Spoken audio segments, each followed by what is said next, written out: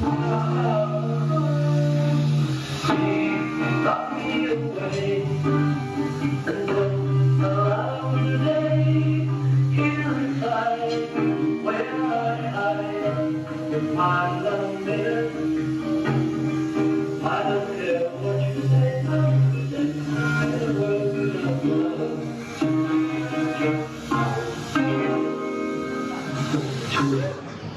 that was how it began. And then, of course, by the time our session rolled around, I was getting quite anxious about the bridge. Eventually I said to him, you know, our session's in a week or 4 days, whatever it was. Could you possibly write us a bridge? And he said, oh, okay. And he went into his bedroom for some annoyingly short time, like 4 minutes, 8 minutes. Honestly, I'm not kidding. And then he came out with the, so I wait, and in a while I will see my true love smile. That bridge is just so beautiful, and gave it to us on a separate piece of paper, which I have also. And we were ready to go. Norman loved it too, and we went on the list for our very first session. Now that was an exciting day for me. I'd never been in a real recording studio before, and it was so thrilling. I loved everything about it. I was thrilled, you know, and singing recording on a microphone was great anyway. So singing, you know, in a famous studio and hearing ourselves back, all this stuff, it was absolutely thrilling. And I decided, actually, once I discovered what record producers do, which is that you can, you know, make suggestions, you can hire brilliant musicians much better than yourself and tell them what to do. I thought, well, that was brilliant. So I loved it. I loved the technology of it too, and I still do.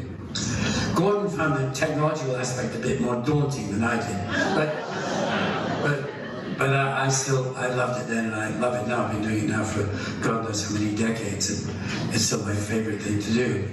Anyway, by the end of the session, there was no doubt in anyone's mind, but that Well Without Love was going to be our first single.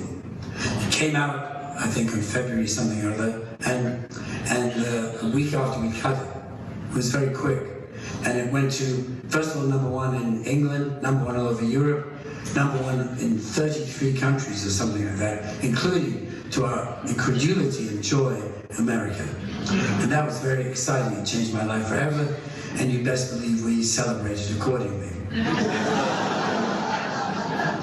Now, after it was a big hit, which is all very exciting,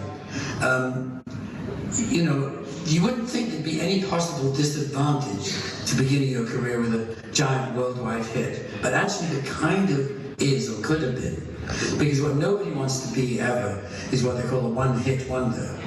So there's always this question, oh my God, that was such a big hit, how on earth do we follow that up? And it turns out we were the only people who had this particular worry. You know, this music magazine in England, The Melody Maker, had a whole front page story. After Beatles hit, what can they sing? Good question.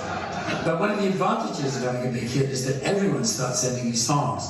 So we got songs from all kinds of songwriters. And you know, they'd send us demos, they'd send us sheet music, or everything they could get to us. But actually, the songwriter who wrote the winning song turned out to be Paul McCartney, because he himself decided he wanted to have a follow-up. You know, it's a songwriting tradition, and he gave us this song. But something interesting happened when I was in London about a month ago. We were going through these meticulous scrapbooks that my mother kept of press clippings and stuff about Peter and Gordon as our career blossomed, and she kept one on Jane, of course, too, and her acting career. But anyway, we were going through the book, and we found this page that is obviously a laundry bag, a dry cleaning bag, to be more specific, I guess. And it wasn't until we opened up the page and looked at it that we realized what it actually was the set of lyrics that Paul had given me for our second hit. So suddenly we had to reinsure the scrapbook for a great deal of money, because as you can see, these are the lyrics to a song you may remember that was our second big hit, a song called Nobody I Know.